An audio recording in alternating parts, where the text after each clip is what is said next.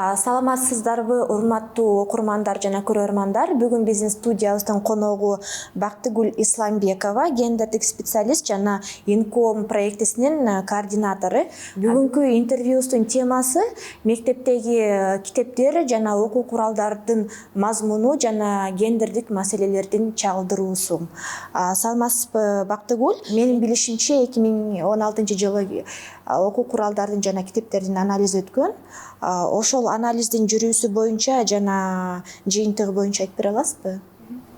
Ооба, 2016-жылы чындап эле биринчи жолу ошол антидискриминациялык жана гендердик экспертизаны жүргүзүү боюнча идея пайда болгон жана бул ошол эксперттер тарабынан пайда болгон. Себеби ошол кезде эсиңизде болсо, ошол эле массалык маалымат каражаттарында дагы абдан көп ошол китептердин мазмуну жөнүндө дагы ошол ата-энелер тараптардан дагы көп материалдар чыгып, мындай бир талкуулар башталган. Ошондо дагы ошол биринчи жолу ушул гендердик жана антидискриминациялык экспертизанын кереги экени жөнүндө идея пайда болгондон кийин ушул тема канчалык актуалдуу экенин билүү үчүн дагы эксперттер ошол бир долбоордун алкагында атайын 40 китептерди ошол азыркы эле мектептерде окулуп жаткан 1-класстан 11-класска чейинки китептерди тандап алып, ар кандай гуманитардык жана так илимдер боюнча өзүнчө бир тандоо кылып туруп, ошолорду тандап алып 40 китепти пилоттук экспертизадан өткөрүп көргөнбүз. Атайын критерийлерди иштеп чыгып, анан экспертизадан өткөрүп көргөндө дагы жыйынтыгы абдан кызыктуу болгон. Себеби ошол эле биздин окуу китептерибизде дагы абдан көп ушундай бир адамдарга зыян келтирүүчү стереотиптердин чагылдырылганы анык болгон. Ошондуктан дагы биз биринчи жолу ошону билим берүү министрлигинин өкүлдөрү менен талкуулап, аларга ошол экспертизанын жыйынтыктарын, мисалдарды ошол китептердин өздөрүн алып келип көрсөтүп, анан ошол бир нече талкуулар болгондон кийин дагы министрлик тарабынан атайын жумушчу эксперттик топ түзүлүп, анан ушундай методология иштелип чыккан. Антидискриминациялык жана гендердик экспертизаны жүргүзүү боюнча методологиясы. Эмнеге антидискриминациялык деп аталат? Себеби ал жерде бир гана гендердик маселелерди камтыбайт, жана башка дагы маселелер бар. Алардын арасында ошол эле жаш курагы боюнча бир анализдер жүргүзүлөт, атайын стереотиптер барбы жокпу, ошол эле географиялык жайгашуусу боюнча, ошол эле башка маданияттарды, этникалык азчылыктардын барбы жокпу алар, жана эң алгачкысы дагы булардын арасында ошол майыптыгы бар адамдардын ошол инклюзивдүү болуу үчүн китептердин дагы ошол инклюзия маселелеринин дагы кошулуусу маанилүү болуп, ушул маселелерге дагы көбүрөөк көңүл бурган учурлар. Жана бул экспертиза жүргүзүлгөндө дагы мындай бир көп кызыктуу жыйынтыктар болгон. Мисалы, алардын арасында ошол абдан көп бизде ошол салттуу стереотиптердин бекиткен учурлар көп болот экен китептерде. Мисалы, ошол көп китептерди анализ кылгандан салыштырып көрсөк, ошол эле эркек балдар менен жана кыздардын ролдорунун айырмасы. Мисалы, кыздар көбүнчө ошол бир салттуу ролдордо чагылдырылса, ал эми эркек балдардын ролдору вариативдүүрөөк болот экен. Мисалы, ошол эле эркек кишилер же балдар көбүнчө бош убактысы деген темаларда деле балдар футбол ойнойт, же болбосо шахмат ойнойт, теннис ойнойт. Ушундай бир ар кандай болсо, кыздарды бош убактысы деген темаларда көбүрөөк чагылдырылбайт экен да, бирок алар ошол үй жумуштарын аткарып, апасына жардам берип жаткан, же болбосо ушундай ролдордо. Ал эми ошол аялдар менен эркек кишилердин, чоң адамдардын ролдорунун айырмасын карап көрсөк дагы, ошол аялдар көбүнчө ошол үй кожойкеси, эне катары, анан балдарды тарбиялап жаткан, же болбосо үй жумуштарын, тамак жасап жаткан ушундай учурларда көбүрөөк чагылдырылса, ал эми эркектер болсо ар кандай ролдордо чагылдырылат экен. Бир гана ошол эле үй бүлөсү менен чогуу, бала тарбиялоо же башка учурларда эмес, алардын алгачкы ишмердүүлүгү алар ар кандай саясатчы катары, банкир катары, же болбосо юрист, же болбосо башка дагы ушундай ролдору абдан эле көп вариативдүү болот экен. Ал эми аялдарга карата ролдору болсо өтө мындай кандай десем, бир нече эле болуп кыскартылган ролдор, анан ал жерде дагы ошол көбүнчө стереотиптүү ролдор болот экен. Эмне себептен негизи биздин коомдо жана ошол эксперттик коомчулукта мектептеги китептердин мазмунун изилдөө боюнча маселе жаралган? Бул маселе ошол көбүнчө ошол бизде дагы болгон коомдо болгон зыяндуу стереотиптерди чагылдыра берсек, алар сөзсүз түрдө кийин өзүнүн дагы мындай бир кандай десем, биз ошол стереотиптердин арасында өсүп, ошол нерселердин чагылдырылганын көрүп, анан алар бизге норма катары бериле берсе, биз өзүбүз кийин чоңойгондон деле ошол стереотиптердин баардыгы калыптанып калат да, кичинекей кезибизден баштап. Кийин алар норма болуп катарылып, биз аларды стереотип деп карай албайбыз, анан андай деп караганда дагы ал стереотиптерден арылыш кыйыныраак болуп калат. Ошондуктан дагы ошол кичинекейинен ошол балдарга зыян келтирүүчү стереотиптерди бекитпөө үчүн дагы бул антидискриминациялык жана гендердик экспертизаны жүргүзүү идеясы киргизилип, ал 2019 жылы Билим берүү министринин жобосу менен атайын бекитилген дагы. Азыр ошол бардык окуу методикалык комплекси деп коебуз, себеби ал жакка бир гана окуу китептери эмес, ошол эле ал жерде иштөө боюнча атайын рабочая тетрадь деп коет, ошондой тетрадь бар, анан мугалим үчүн дагы атайын методикалык пособие бар. Ошон үчүн окуу методикалык комплекстери, андан сырткары азыр бардык ошол стандарттар дагы, окуу стандарттары дагы ошол экспертизадан өтүп калды. Ошол 4 түрдүү атайын ошол бардык окуу китептери, ошол окуу методикалык комплекстер жазылгандан кийин өтүүчү, сөзсүз түрдө өтүүчү экспертиза бар. Алардын ошол бирөөсү бул антидискриминациялык жана гендердик экспертиза. Эң биринчилерден болуп бул маселеге ким көңүл бурган эле? Билим берүү министрлиги же коомчулук? Эксперттер көңүл бурган бул маселеге, жана бул жерде дагы ошол эксперттер көңүл бургандан кийин ошол министрликке бул көйгөй жөнүндө айтып, анан ошол биз биринчи апробация кылып, ошол пилоттук долбоордун алкагында 40 окуу китебин анализдеп бүткөн жыйынтыктар менен алар менен бөлүшкөндөн кийин атайын министрлик дагы бул маселеге көңүл буруп, анан атайын эксперттик жумушчу топ түзүлүп, ошол методология иштелип чыккан, жана ал методология бекитилгенден кийин бардык тийиштүү ошол эле апробациядан өткөрүүчү мугалимдер, китептерди жазган авторлар, ошол эле китептерге иллюстрацияларды жараткан иллюстраторлор жана башка редакторлор, бардык ушул процесске катышкан адамдардын бардыгын ошол этап менен окутуу процесси башталган. Жана бул жакта дагы ошол биздин уюмдун атайын Даткайым деген долбоор бар болчу, 19 жылдан 22 жылга чейин ишке ашырылган. Ушул долбоордун алкагында да 100дөн ашуун катышуучуларды, ушул авторлорду, башка дагы ошол иллюстраторлорду, редакторлорду, мугалимдерди ушул методологияга окутканбыз, жана ошол атайын ушул экспертизаны жүргүзүү үчүн дагы эксперттерди дагы бул методология менен тааныштырып окутуп келебиз. Жана азыркы инком долбоордун алкагында дагы азыр инком деген долбоордо бул инклюзивдүү коомду өнүктүрүүгө багытталган долбоор. Ошонун алкагында дагы бул методологияны жайылтуунун үстүндө дагы иштеп жатабыз, жана 22 жылдан азыркы учурга чейин 150дөн ашуун ошол авторлорду, эксперттерди жана башка тийиштүү ошол билим берүү жаатынын адистерин окуттук, бул методология менен тааныштырдык. Жана бардык эле методология менен таанышып, ошол тренингтерди өткөн адамдар эксперт болуп, экспертизаны өткөрө албайт. Алар сөзсүз түрдө министрликтен атайын тестирлөөдөн өтүп, өзүнүн билимин жана жөндөмдөрүн тастыктагандан кийин гана алар ушул министрликтин өзүнүн сертификатын алып, анан экспертиза жүргүзгөнгө мүмкүнчүлүгү бар. Бирок ушул методология бул абдан мындай бир практикалык жактан жөнөкөй жазылган методология. Бардык каалоочулар ачык ресурстарда бар. Өздөрү деле таап ал методология менен таанышып, анан мындай мисал катары үйүңүздөрдө ошол мектепте окуган окуучулар болсо алардын китептерин алып мындай бир жөн эле кыскача анализ кылып карап көрсөңүздөр болот. Ал жакта абдан көп ошол методологияга айкалышпаган, эгерде экспертизадан өтпөгөн эски китептер болсо абдан көп нерселерди тапса болот. Мисалы ошол эле бир гана гендердик жактан эмес, географиялык жактан дагы бизде эмнеге ушундай бир структуралык теңсиздикти бекиткен нерселер абдан көп чагылдырган. Эмнегедир алардын арасында ошол бизде Кыргызстанда 65% жашоочулар элет жергесинде жашаса дагы ага карабастан биз ошол көбүнчө эле шаарларды эле трансляциялай бергенбиз да китептердечи.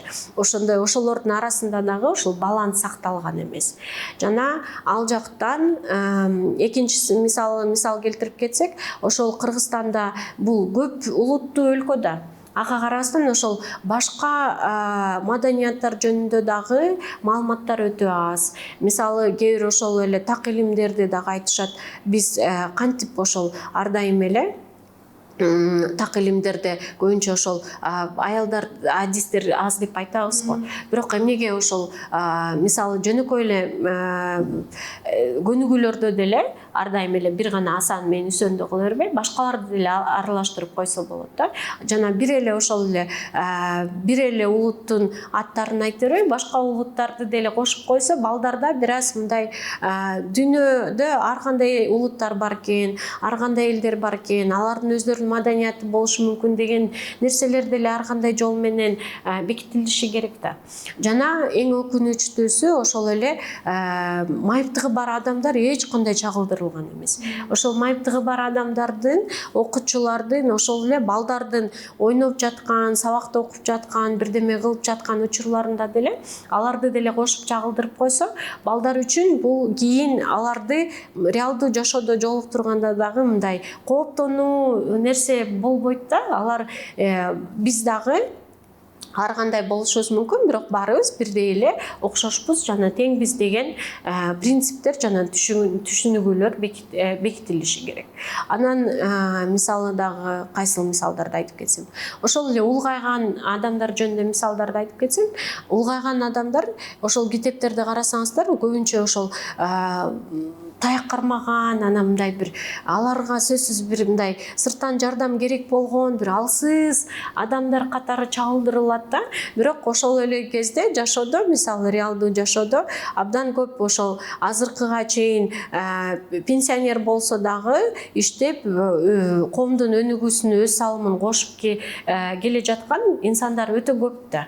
Анан бирок алар ошондой кылып чагылдырылган эмес. Ошол дагы мисалы сөзсүз түрдө ошол жаш балдарда критикалык ой жүгүртүү жөндөмү өнүккөн эмес да. Анан ошолорго да биз эмнени берсек, алар ошонун бардыгын чын катары кабыл алат да.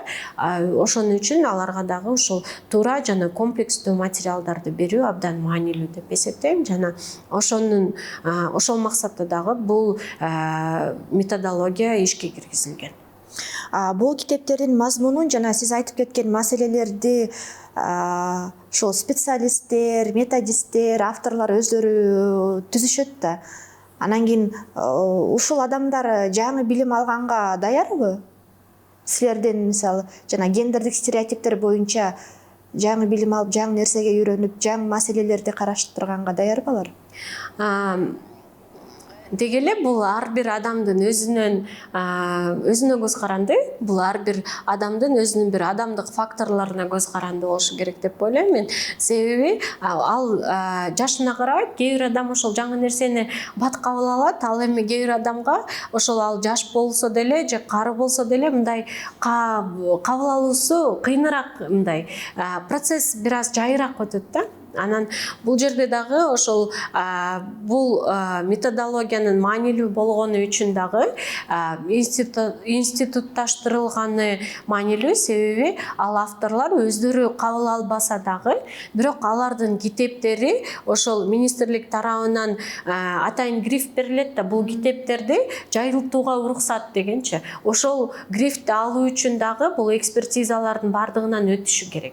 Жана экспертизанын балоосу дагы 3 светофор системасында кеткен. Мисалы, сиз эгерде ошол китепти алганда, ал китептин абдан көп ушундай бир структуралык өзгөртүү нерселери көп болсо, жана ал китеп ошол жаңыдан өзгөртүлүп, абдан көп өзгөртүүлөр киргизилип чыга турган болсо, анда ал кызыл түстөгү C деген бааны алат да, ABC деп кетет. Ал эми эгерде ал жерде бул китепте мындай бир структуралык деле мындай стандарттарга дегеле айкалышат, өтө деле мындай орой ири көйгөйлөр жок, бирок баары бир ошол оңдоп түзөп коюучу нерселер бар болсо, ошолорду гана оңдоп койгонго бир өзүнчө элементтерди оңдоп коюу боюнча рекомендациялар берилет дагы, жана ал болсо кайра ошол иштеп чыгуу толуктурууга кетет да. Ал эми болсо, эгерде китеп баардык стандарттарга айкалышып, гендердик жана антидискриминациялык стандарттарга айкалышса, жана эч кандай бир зыяндуу стереотиптерди бекиткен же башка нерселери жок болсо, анда A деген ошол жашыл түстөгү бааны алат дагы, андан кийин гана кетиши керек. Ал эми ошол эле китептер келгенден кийин алар ошол кызыл түстөгү же сары түстөгү бааны алып калса, сөзсүз түрдө ал кайра иштеп чыгууга жөнөтүлөт да. Ал эми ал ошол жашыл түстөгү баан экспертизанын жыйынтыгын алмай сайын, ал китепти ошол башка экспертизага жөнөтүп, ошол эле аны басып чыгарганга мүмкүнчүлүк бербейт министрлик. Ошондуктан бул жерде мындай алар өздөрүнө кабыл алуу кыйын болсо дагы, китептерин алдыга жылдырууга кызыктар болгон адамдар бул нерселерди изилдеп билгенге аракет кылышат. Сиз айтып кеткен жаңы типтеги экспертизалар жана методологиянын өзгөртүлүшү бул жаңы чыга турган китептерге тийиштүү да, туурабы? Ал эми азыркы мектептерде эски китептер менен эле окуп жатышат да балдар. Ооба, ошондуктан мен айтып жатам, эгерде сиздердин үйүңүздөрдө эски китептер болсо, карап көрсөңүздөр, өзүңүздөр да көп нерсени байкайсыздар деп. Мисалы, ошондой, бирок булардын баардыгы ошол убакыт менен келип алмашат да, ал китептердин баардыгы ошого багытталган. Себеби азыркы биздин билесиздер, ошол 3000ден ашуун мектептер бар, жана ал жакта китептердин саны дагы абдан көп. Бир заматта баардык китептерди алмаштырып салууга абдан чоң ресурстар кетет. Ошондуктан дагы ошол ал китептер убактысы келгенде өздөрү алмашат. Ал эми жаңы жазылып чыгарылып аткан, басылып чыгарылып аткан китептер жок дегенде ошолор экспертизадан өтүп, мындан ары ошол 2019-жылдан кийинки чыгарылып жаткан китептердин баардыгы ошол экспертизадан өтүп чыгарылып жатат. Бул маселеде мугалимдердин ролдору кандай? Мугалимдердин ролдору дагы абдан маанилүү, себеби бизде ошол дегеле коомдун ролу абдан маанилүү, ошол балдарды тарбиялоодо. Себеби ал жакта абдан көп ошол биз өзүбүз баарыбыз адам болгондон кийин баары бир мындай ар кандай стереотиптер болушу мүмкүн. Алар ар кандай факторлорго көз каранды, жана баарыбыз эле биз 100% стереотиптерден арылганбыз, жана туура жашайбыз деп айткан туура эмес. Жана бул жерде ошол кээ бир окуу процесстери жүргөндө дагы мугалим эң маанилүү каарман болгону үчүн дагы алардын ролу абдан маанилүү, жана алар ошол окуу процессинде дагы өздөрү кээ бир стереотиптерди дагы чагылдырып, аларды дагы трансляциялашы мүмкүн. Же болбосо бекитип коюшу мүмкүн. Ошол эле бир гана кыздарга класстарды жыйнатып, же болбосо ошол бизде мисалы үйдө деле балдарды башкача көз караш менен тарбиялайбыз, кыздарды башкача көз караш менен тарбиялайбыз дагы. Балдардын көбүрөөк өз тандоосун кубаттайбыз, жана аларды бир аз мындай коомго дагы ачык айкын өз позициясын билдирип, ушундай лидер болуусун кубаттайбыз. Ал эми кыздарды көбүрөөк ошол мындай бир кандай десем, башка бирөөнү угуш керек, анан көп эле мынтип ачык өзүң позицияңды ачык билдире бербешиң керек. Мындай бир аларды бир аз башкачараак тарбиялайбыз, жана көбүрөөк чектейбиз балдарга караганда. Тилекке каршы. Жана бул жактан дагы ошол гендердик көбүрөөк сегрегация пайда болот. Жана ошол жакта дагы мисалы абдан көп айтышат ошол кыздардын ошол бир мындай өтө жалпыланып кеткен стереотиптердин бирин айтып койсом, мисал катары бул ошол кыздардын так илимдерге жөндөмү жок дешет, бирок аларда андай эмес, ал көбүнчө ошол биздин стереотиптерге да байланыштуу. Мисалы ошол эле программист же болбосо башка жакта дагы ошол инженер болуп иштеген кыздар болсо, деги эле жөнөкөй эле унаа айдаган айдоочу кыздар деле абдан көп ошол коом тарабынан дагы бир кооптонууга жана башка дагы ушундай бир талкууга алынат да. Сөзсүз түрдө алардын жөндөмүнө биз ишене бербейбиз дагы, алар сөзсүз түрдө ошол өзүнүн жөндөмдүү экенин далилдеши керек. Ал эми балдарга ушул эле маселе боюнча биз мындай бир ишенүү менен кабыл алабыз. Ошондой көп стереотиптер бар, алардын бардыгы дагы ошол эле китептер аркылуу дагы бекитилип калган стереотиптер болушу мүмкүн. Мисалы, көбүнчө ошол эле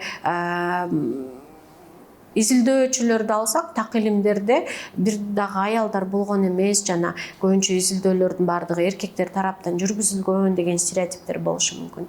Ал эми азыр карап көрсөк, ошол эле биринчи программист бул аял болгон дүйнө жүзүндө.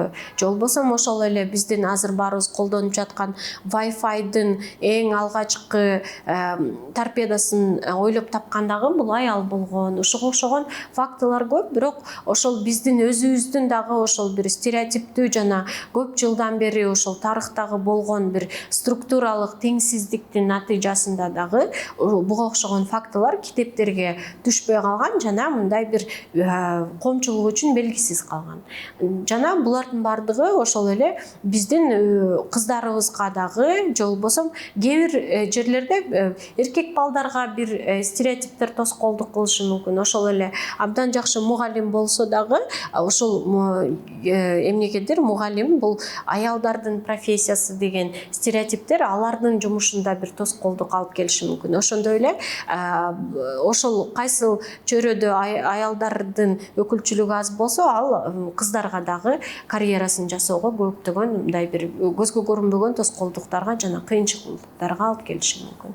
Ошол эле инклюзия боюнча мисал айтсак, майыптыгы бар балдарга дагы ошондой бир алардын аралашуусу жок болгондуктан, алар эми ар кандай себептер болушу мүмкүн, ошол эле инфраструктуралык чектөөлөр, аларга түзүлбөгөн шарттар жана ошонун арасында китептерде дагы алар эч кандай чагылдырылбаганы жана алар жөнүндө айтылбагандыктан дагы биздин алардын дагы ошол жөнөкөй коомго аралашып кетүүсү кыйынчылыкты түзөт, себеби аларга дагы ошол стереотиптердин, ошол негативдүү стереотиптердин жыйынтыгында дагы мындай бир кооптонуу менен биздин балдар мамиле кылышат. Эми аларды китептен же болбосо башка жактардан дагы көрбөсө, алар мындай билбесе дагы аларды атайын эмес, бирок баары бир шектенүү, кооптонуу менен мамиле кылып кошпой коюшу мүмкүн. Жогу площадкада ойноп атканда же жаңы ушундай бир окуучу келсе, майыптыгы бар, ага дагы бир мындай терс мамиле кылышы мүмкүн. Ушундай учурлар дагы башка бир атайын бир адамдарга бир өзүнчө бир ситуацияларда дагы кыйынчылыктарды алып келүүчү, зыян келтирүүчү нерселер. Түшүнүктүү. Бактыгүл, убактыңызды таап биздин суроолорубузга жооп бергениңизге чоң рахмат. Анда эмесе биздин интервьюбуз аягына келди.